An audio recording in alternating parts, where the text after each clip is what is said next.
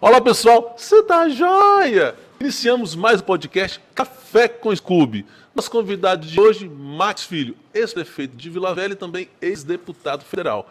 Mas antes de começarmos esse bate-papo, quero agradecer mais uma vez aos nossos colaboradores e patrocinadores. Casta Brinde, você que tem uma empresa que quer presentear os seus funcionários e os seus clientes, a Casta Brinde tem o melhor presente. Meu irmão, deixe de sofrer. A Argos Vig protege o patrimônio para você. Você quer viajar? Vou deixar meu vizinho tomando conta da minha casa. Esquece isso. A Argos Vig Vigilância Patrimonial e Vídeo Monitoramento. Argos Vig, câmbio! Está aqui à minha frente hoje, na nossa mesa laranja, Max Filho, uma carreira política brilhante, ex-deputado federal, ex-prefeito de Vila Velha. Hoje atua no... Eu sou servidor de carreira da Justiça do Trabalho. Justiça do Trabalho. Eu sou servidor do TRT. Eu costumo frequentar muito o TRT. Você está na luta sindical, sei disso. Costumo frequentar muito. Max, é um prazer recebê-lo aqui. Prazer, nossa meu amigo. Famosa mesa laranja. Aliás, eu já vou te dar uma notícia, porque o meu avô, Saturnino Rangel Mauro, ele foi do Sindicato dos Ferroviários. Né?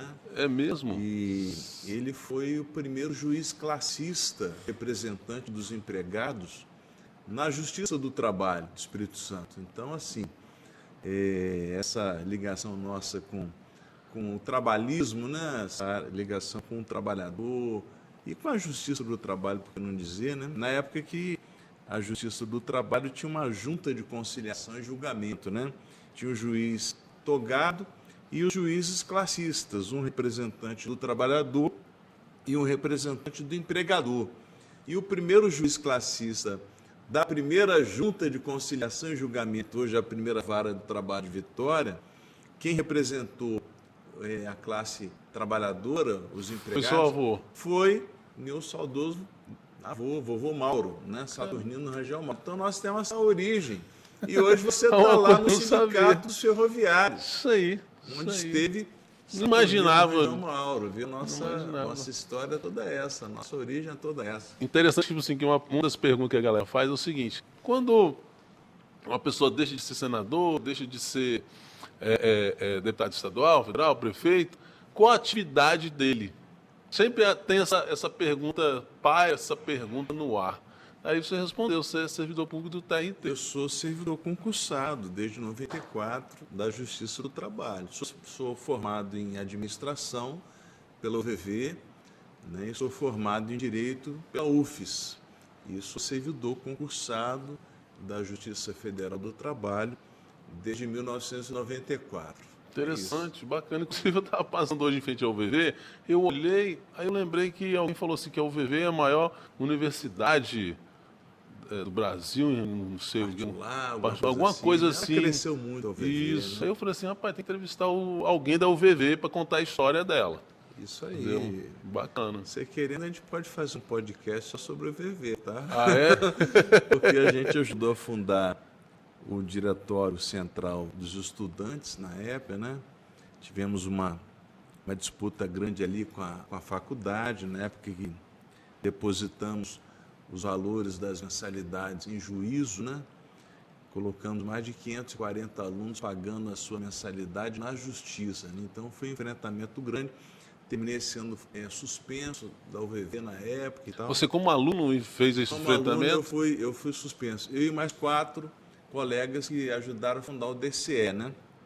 Mas diz que chumbo trocado não dói, né? Mas atrasou a nossa formatura em 2 anos, mas enfim. Mas foi uma experiência interessante, a gente ajuda a contar um pouco essa história da UVV. Mas hoje a UVV decolou e é uma grande faculdade particular, né? Convida aí o Zé Play, Zé Luiz, né? Como é que é o nome? Dantas. Zé Play. Zé Play? Popular Zé Play, né? José Luiz Dantas é o diretor da faculdade, né? Na nossa época, o presidente da mantenedora, né?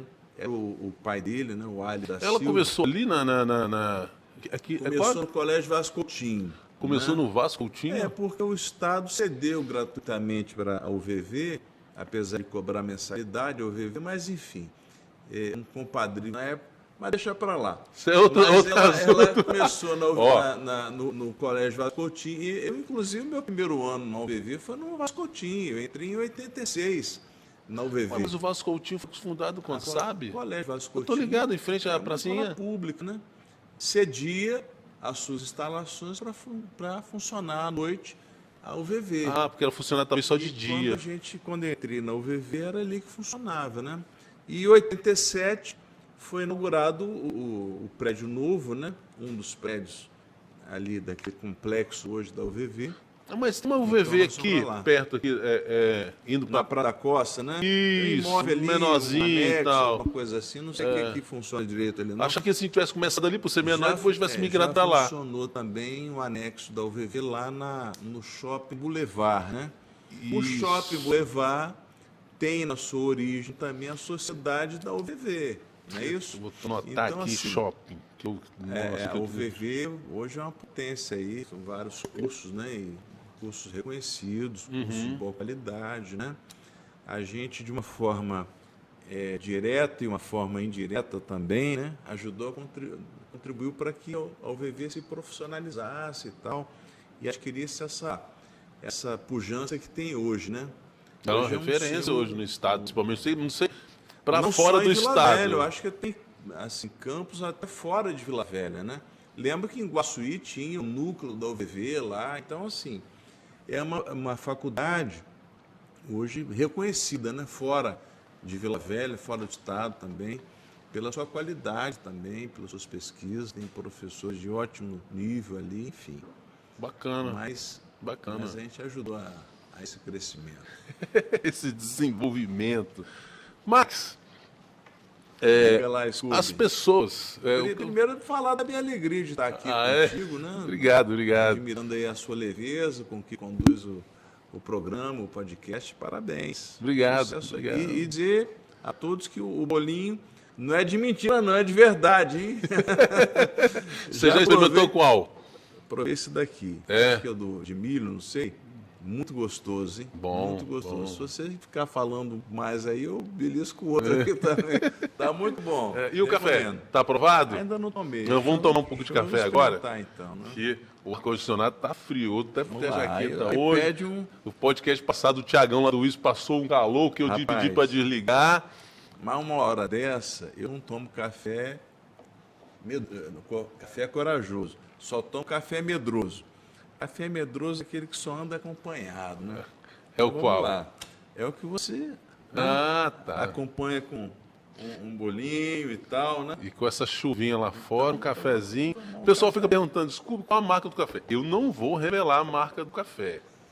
A menos que ele queira patrocinar A seu menos que ele queira patrocinar o meu café. Muito bem. Não que o pessoal que vem aqui, eles estão, nossa, café gostoso e tal. Eu levo para eles, o pessoal serve ali na padaria também. Mas Mas, bolinho de coco muito bom, hein? é gostoso. Eu varei, de vez em quando, eu coloco bolinho de chuva, que com café é uma pedida boa, né? Maravilhosa. Tem o pessoal lá da padaria Ebenezer, em Cobilândia, que manda para mim de vez em quando umas mentiras muito gostosas também. Um abraço para a galera de lá. Do Wilson. O Wilson Gomec, É isso mesmo. filho dele, Isso. pastor. A turma toda. Ricardo, Pastor aí, Leonardo, Ricardo. Pastor Léo. Um abraço a todos lá da padaria Ebenezer, do lado ali do supermercado, né? Isso aí. Muito legal, muito boa aquela padaria. Realmente eu sou freguês ali. E o Wilson, um querido amigo também, né? Pessoa morador de Cobilândia. Muito Atravessou uma luta grande aí, enfrentando uma enfermidade. Você sabe que durante a campanha eleitoral eu fiz uma visita ao Wilson. Aproveitei, né? Essas andanças, fui lá na padaria dele. Porque às vezes é o único momento que sobra, né? Subi na casa dele e tal. Aí ele falou, Max, vou te levar para visitar meu pai, seu Onias e tal. Aí fui lá visitar seu Onias.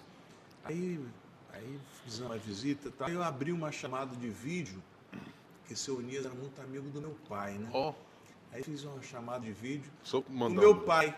Aí meu pai entrou na chamada de vídeo, botei os dois para conversar, ele, seu Onias e tal. Rapaz, Uns 10 dias depois, o senhor Onias faleceu. Nossa! Então, assim, eu não sabia que eles estavam ali se despedindo, entendeu? É o que eu falei, às vezes Você falou da padaria Benese, lá de Cobilândia. puxou esse assunto. Às vezes, para quem está na carreira política, depois que passa... Estou falando assim porque eu sou sindicalista também, eu sei como é que é o dia a dia das demandas. Às vezes, aquele período ali de eleição é o período que sobra para você dar, às vezes, uma circulada, porque a demanda é muito grande. Muito, muito grande mesmo. Vilma. Você conhece a Vilma? Ficava na casa que... Como é que fala aqui na prainha? Casa de cultura. Sim, claro que sim. Entendeu? Casa de cultura, grande amiga, Vilma. O pessoal já mandando aqui umas perguntas aqui. Mas o clube, assim... Você falou de Justiça do Trabalho, só te cortando, ela teve ameaçada, né? Pouco tempo atrás, né? De vez em quando, né? De vez em quando. Mexe e roda, alguém ameaça a Justiça do Trabalho. De vez em quando, verdade. Mas ninguém teve coragem ainda de propor a revogação da CLT, né? Ninguém propôs acabar com o 13º, ninguém propôs acabar com o terço de férias. Mas ela teve ameaça. Trabalhistas, né? Mas ela teve ameaçada o 13º não, os 8% do FGTS, o recolhimento que é hoje, ele teve ameaçado naquela... reforma trabalhista. Reforma... Não agora. Uma mini reforma trabalhista que jogaria o recolhimento de 8% para 2%. Então, assim, isso daí... O mercado em si sofreria, principalmente da construção civil, sofreria um impacto da construção civil e da linha branca, que é geladeira, fogão, micro-ondas, essa parada toda aí. Por quê? Às vezes o cara trabalha aí 3 anos numa empresa, aí tem esse recolhimento de 8%. Digamos que dá média salarial aí de R$ 1.800, daria uns 120 conto. Todo mês, por ano, daria uns R$ 2.000, chutando aqui por alto, com juros e tal, uns R$ 2.000, com 3 anos, R$ 6.000. É o dinheirinho que às vezes ele troca de geladeira e tal, e nessa rotatividade, principalmente no comércio, e alguns onde a rotatividade é maior, se você corta isso de 8% para 2%, de R$ 6.000 cairia, sei lá, para 1.000 e poucos. Assim, Scooby, a gente me lembra o ministro Luiz Roberto Barroso, do Supremo Tribunal Federal. Ele foi proferir uma palestra em Londres, e chegando lá em Londres, ele falou que o Brasil era responsável por 98% das ações trabalhistas do mundo. Não sei se você lembra disso. Eu acho que essa estatística dele eu acho que está furada, mas tudo bem, admitamos. Aí veio a reforma trabalhista. Não, vai se gerar emprego com isso e tá bom. Não sei se gerou tanto emprego com a reforma trabalhista. Eu acho que a reforma teve alguns pontos favoráveis, né? Eu acho que o famigerado imposto sindical, o fim dele, né? Inclusive o Max, presidente do Sindicato, falou aqui que a CUT sempre foi contra o imposto sindical. Eu fui presidente do sindicato da minha categoria. Nós, servidores da Justiça Federal do Trabalho, pertencemos à mesma categoria que os servidores da Justiça Federal Comum e da Justiça Federal Eleitoral. Então, os 3 âmbitos da Justiça Federal no Espírito Santo são uma categoria que são representados pelo Simpojuves, Sindicato do Servidor do Poder Judiciário Federal no Espírito Santo. Eu fui presidente desse sindicato. O nosso sindicato, quando da vigência da contribuição sindical, o famigerado imposto sindical, nós devolvíamos ao sindicalizado a parte que cabia ao sindicato. Porque dessa contribuição sindical, apenas 40% chegava para o sindicato. O restante ia para as centrais, enfim, federações. Então, é uma luta. Nós éramos contra a cobrança compulsória dessa contribuição sindical. Nós devolvíamos a nossa parte. O sindicato não contava com essa parte para efeito de sobreviver financeiramente a sua autonomia. Mas, então, o fim da contribuição sindical obrigatória, acho que foi um avanço. A questão do risco da sucumbência, ou seja, se a parte que entrou com a ação trabalhista perder a sua reclamação, pode ser condenado ao pagamento das custas. Isso o Supremo Tribunal Federal suspendeu. A reforma trabalhista. Mas aquilo desinchou a Justiça do Trabalho de tantos processos trabalhistas. E realmente, assim, deu uma estabilizada, né, naquele volume. Eu me lembro que eu estava lá no TRT em 2012, onde entravam as ações trabalhistas, na distribuição. E a gente autuou tanto processo. Era um ano em que o mundo ia acabar, 2012. São 3 turmas de desembargadores no TRT? Rapaz, são as turmas de desembargadores, são 14 varas. 14 varas. Aqui em Vitória. Aqui em Vitória, tem a jurisdição sobre toda a Grande Vitória. Tem varas no interior. Isso, aí você tem Colatina, Baixo Mandu, Linhares, Venécia, isso aí. Enfim, Linhares, São Mateus. E em 2012, diziam que o mundo ia acabar em 2012. Nós, servidores A famosa do TRT, teoria Maia. nós, servidores do TRT, tínhamos certeza absoluta que se o mundo fosse acabar, ele ia acabar em reclamação trabalhista. Porque as reclamações trabalhistas chegavam ao Tribunal do Trabalho aos borbotões. Mas, enfim, acho que a reforma trabalhista deu uma suavizada. Talvez com isso acabe até essa teoria, esse ultraliberalismo, né? Não, deixa que o mercado regula. Os sindicatos, eles não eram contra a reforma trabalhista, eles foram contra a forma como a reforma trabalhista veio para o lado laboral.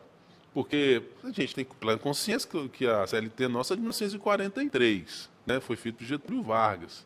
Então, assim, muita coisa deixou de existir, muitas funções deixou de existir daquele período para cá, e muitas foram surgindo, que precisam ser regulamentadas. E novas relações trabalhistas. Porque, por exemplo, você pega um motorista de Uber, quem é o patrão dele? Ah, uma cooperativa? Que cooperativa é essa? Não é cooperativa, ele não tem participação. A gente chama de uberismo. É até uma precarização da forma de trabalho. O cara é funcionário de um algoritmo. Porque é o aplicativo que determina quanto ele vai receber, né, da sua corrida, a sua regularidade, etc. Então, o patrão dele é uma máquina. É uma chamada subordinação algorítmica, porque é o algoritmo que faz a sua leitura. Mas não faz a sua leitura de saúde, de desgaste, nem nada. Porque o computador lê os seus hábitos, consegue medir o seu trabalho, consegue medir e está determinando quanto você vai receber. Isso aí. Se você passou mal, algum problema de saúde e tal, não está nem aí para você. Você é apenas um número no algoritmo. Isso aí. Então, assim, complexo. Vamos deixar o mercado regular, mas nós estamos lidando com pessoas humanas. Exatamente. Teve um cara que morreu, foi entregar um lanche em São Paulo e ele infartou, devido a diversos motivos. A gente acredita que pode o desgaste ali para poder estar trabalhando várias horas seguidas e tal, sem almoçar, sem nada. O cara infartou. Assim como o Uber. Quem que vai prestar isso aí? A viúva, os familiares. Eles estão protegidos pela lei? Não estão? Então é bem complexo, tem que ser regulamentado. Do Uber, eles, porque foi o que muda, que eles são contrários ao reconhecimento da relação de trabalho, né? Não quer perder essa oportunidade, se ganhar pão, etc. Mas é preciso... não é tirar a oportunidade, é dar seguridade. É diferente. Isso aí, é preciso que haja esse uma discussão, né? Haja a humanização. Agora já voltemos. Aproveitei, tomei um outro cafezinho. Maravilha. Mas vamos lá, chefe. Vamos lá. Disposição. Vamos deixar o TRT um pouco de lado agora e vamos nas questões políticas. Para quem está começando agora a assistir o nosso canal, se inscreva no canal para fazer perguntas no chat. Não é o nosso podcast, gente, não é um podcast político, não. A gente fala de tudo.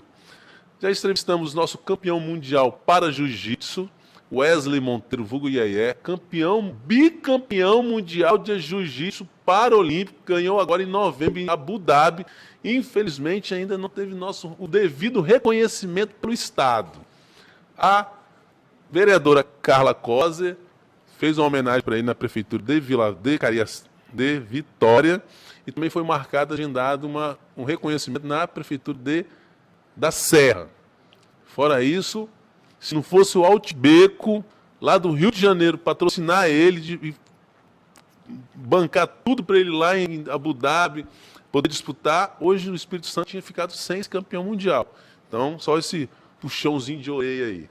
Mas nós já tivemos aqui várias personalidades, várias pessoas, entendeu? Pessoas simples como eu, simples não no sentido de simplicidade, mas no sentido de notoriedade política, né, digamos assim. Nós já tivemos aqui Altbeco, campeão mundial de jiu-jitsu, a Desportiva Ferroviária, várias pessoas. O pessoal pensa o seguinte, só vai gente famosa? Não, não é isso. Nós tivemos aqui o Tiagão do Ibis, que é líder comunitário, tivemos também o pessoal da SOS Cobilândia, tivemos várias pessoas e queremos receber a todos. O objetivo é engrandecer e mostrar para o Brasil a força capixaba. Beleza, pessoal? Um abraço a todos. E agradecer também o pessoal do Rio de Janeiro e Minas Gerais. Temos muita audiência em Minas e no Rio de Janeiro. Um abraço. Legal. Max, vamos lá. Eu quero saber como que começou a carreira política do Max Filho. Rapaz, a gente terminou falando um pouquinho já disso. Quer dizer, eu, quando estava na faculdade, na UVV... Porque o seu pai foi prefeito de Vila Velha. Meu pai foi prefeito de Vila Velha, foi deputado estadual, federal e foi governador do estado. E quando eu estava na faculdade, nós, assim, participamos ativamente, ao lado dos estudantes, de um movimento, né, que resultou numa ação de pagamento em juízo das mensalidades escolares, e aquilo ali a gente assumiu uma liderança naquele movimento. Cheguei a ser suspenso em razão disso, mais 4 colegas, e naquele tempo foi que eu, então, vim a ser candidato a vereador de Vila Velha. Fui eleito vereador e na Câmara de Vila Velha fui eleito logo presidente da Comissão de Constituição e Justiça Nesse período você tinha quantos anos? 20 anos. 20? Novo pra caramba. É. O seu pai, ele era o que nesse período? Meu pai era governador do estado. Era governador do estado. E fui eleito também o presidente da Comissão de Sistematização e Constitucionalidade, que elaborou a Lei Orgânica de Vila Velha. Então, eu presidi logo cedo, né, muito jovem ainda, aquele movimento de elaboração da Lei Orgânica de Vila Velha, né? Enfim, depois fui eleito deputado estadual 2 vezes, fui eleito prefeito de Vila Velha, enfim. Eu lembro do seu pai, o Max Mauro, eu lembro até hoje um pouco da campanha dele. Ele ia muito lá no Morro do Rio Marim.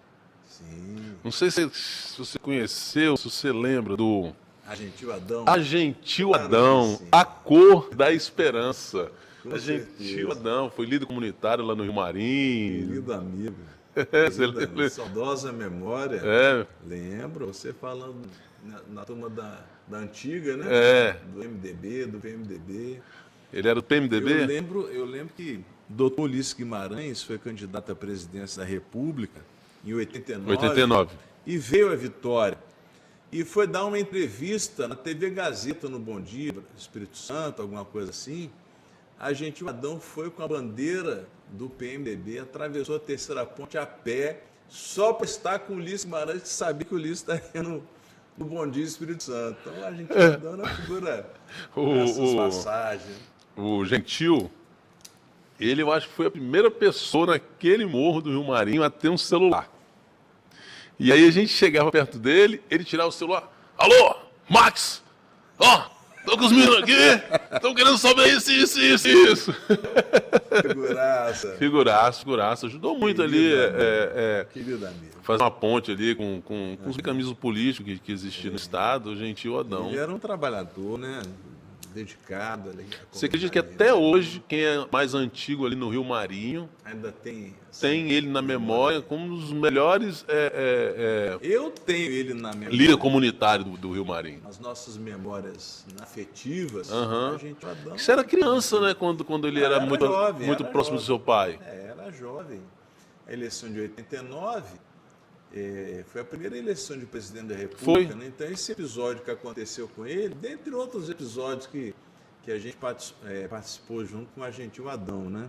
É mesmo? Aquela Tem algum que você lembra aí? figura, né? Eu lembrei essa que ele foi a pé A pé. assistir para dar um abraço no doutor Ulisses Guimarães. Eu acho que foi o primeiro cara que subiu até essa ponte a pé, né? Que hoje é comum, né? O doutor Ulisses veio à Vila Velha naquela eleição, um pouco antes da eleição, para a inauguração do terminal do Transcol, terminal de Vila Velha. Terminal de Vila Velha. Então eu estava lá nesse dia. Doutor Ulisses e Valdir Pires, que era o vice dele. Valdir tinha sido governador da Bahia. Então eles chegaram, choveu demais, rapaz, naquele dia, na inauguração do terminal de Vila Velha, terminal Clementino de Barcelos, funciona até hoje. E né? Vitória até hoje, pelo menos essa parte continua, essa chuva, né? Enfim, aí, rapaz, eles chegaram num carro, aquele carro conversível, né? Aí só que chegou junto à chuva, né? Aí entraram no carro fechado, aí quando a chuva parou, abriu assim a capota, né? Do carro conversível, né? Aí eles sentaram mais em cima, Ulisses Guimarães e Valdir Pires, vieram em carro aberto até o palanque, que estava ali na Luciano das Neves. E aí, rapaz, aquela multidão atrás deles e tal. Foi uma festa a inauguração do terminal. Você acredita que eu tinha 10 anos nessa época? Foi em 89. Eu tinha 10, sou de O terminal foi 79. inaugurado em 89. A terceira ponte foi inaugurada em 88. E aí, Scooby... tem Então, uma logo passagem- depois, então. Tem uma passagem que o doutor Ulisses Guimarães, ele... Ou foi em 89 que a ponte foi inaugurada? Você me apertou, você me abraçar. Eu acho que foi em agosto de 89 que a ponte foi inaugurada. Mas, enfim, doutor Ulisses veio para a inauguração do terminal. Mas da ponte não veio, não. Mas na ponte tem uma passagem interessante que o Sarney era o presidente da República e o Sarney, isso aí. tinha brigado com o governador Max Mauro, do Espírito Santo. E o Sarney foi fazer uma viagem ao México, foram 5 dias no México. Quem assumiu a presidência da República foi o Ulisses Guimarães. E o doutor Ulisses foi quem liberou os recursos que faltavam. O Ulisses era vice do Sarney? Ou ele era O Ulisses era Câmara? presidente da Câmara. E o Sarney era vice do Ah, Tancredo. do Tranquedo que morreu. Tá Tancredo certo. morreu, Sei. não assumiu. Eu tinha 10 anos, não lembrava Quem de assumiu tudo. foi o Sarney. Foi o Sarney, não isso, tinha exatamente. vice. Não Quem tinha vice. assumia na ausência do presidente era o presidente da Câmara, Da Câmara. que era o Ulisses Guimarães. O doutor Ulisses assumiu na viagem de Sarney ao México e coube a ele, Ulisses Guimarães, Assinar. atender ao pedido do governador Max Mauro, um antigo companheiro dele do MDB, Os dois eram MDB? os dois companheiros de resistência democrática lá de trás, e ele liberou, eu acho que 800 milhões de cruzados novos na época, não me lembro exatamente o tipo de moeda que era, mas aquele dinheiro foi suficiente para completar a obra da terceira ponte. O doutor Ulisses Guimarães, que foi o patrono, digamos assim, da conclusão Ah, tá. Então, dessa obra tão importante. Ulisses Guimarães esteve aqui como Ele- presidente interino, que ele era da Câmara, e quando o Sarney foi Ele veio- viajar, ele veio- aí liberou esse Ele dinheiro. veio na inauguração do terminal terminal, do Transcol, do do Vila Transcol. Velha. Isso foi em 89. Mas, antes disso, ele assumiu a presidência da República Ah, tá. e liberou o recurso que faltava para a conclusão da obra da terceira ponte. Da terceira ponte. Então, assim, aquele recurso foi suficiente para inaugurar a terceira ponte. E o Gentil Adão foi o cara que inaugurou, então. Então agora eu sei. Foi a pé, Eu- atravessou a na terceira terceira ponte com a bandeira do PMDB, só para estar com o doutor Ulisses, que estava no Bom Dia Espírito Santo. Eu lembro essa eleição de 89 ter candidato pra caramba. Eu lembro até hoje, sabe o quê? Da música do Afif. É mesmo? 2 patinhos na lagoa, vote Afif 22. Ó, Afif, Enéas, Ulisses, Lula, Eu lembro de Collor. algumas músicas dessa Eu campanha lembro, eu tinha também. 10 anos, eu fico até hoje pensando assim, cara, por que eu Brizola, lembro por disso? exemplo. Você lembra a música do Brizola? Não. Botava as crianças, né, cantando. Lá, lá, lá, lá, lá, Brizola, Isso, lá, Brizola. lá, lá, A do Lula eu lembro. Brizola. Dessas O três. voto no Brizola só pode nos trazer um tempo bem melhor Para você você. viver. Doutor Ulisses, eu não lembro a música dele. Não lembro exatamente como é que era a musiquinha dele. O Lula, Aham. até hoje, Até se hoje, né? toca Lula lá, né? Milhão Collor estrela. ganhou aquela eleição, né, no segundo turno. Mário Covas foi também candidato. Isso, Olha né? quantos quadros. Muita gente, muita Olha quantos gente. quadros. Né, Filho, vou que ter que viu, desligar né? esse ar-condicionado, não tô aguentando não, velho, de fio. Mas, A próxima enfim, temporada eu vou mudar de lado. Mas enfim, se você pegar aquela eleição e a de hoje, né, o resultado não foi muito diferente. Mas parece que aquele tempo tinha mais, né, lideranças. Né? Meu pai tem me dito isso. Meu filho, o Brasil tem uma crise de liderança, de falta de lideranças. Né? Você vê o cenário da eleição presidencial, né? Foi Lula e Bolsonaro. Quer dizer, estão nessa... Você acha que Não há muita alternativa, né? Você acha que é construído para isso? Para que a sociedade fique limitada? Ou a sociedade que dita esse rumo e aí os partidos vê essa tendência e canaliza para isso?